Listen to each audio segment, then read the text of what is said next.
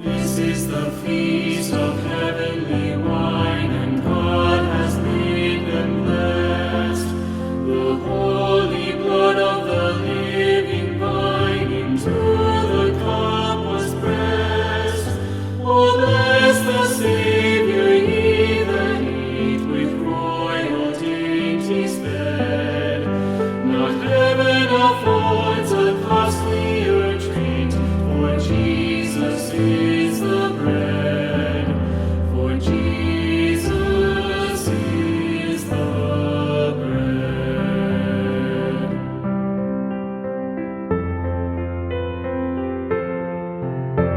The vile, the lost, he calls to them, ye trembling souls appear. The righteous in their own esteem have no acceptance here. Approach, ye poor, nor dare refuse the banquet spread for you. Dear Savior, this is welcome news, that I may venture to, that I may venture to. If guilt and sin avoid a plea, and may obtain a place, surely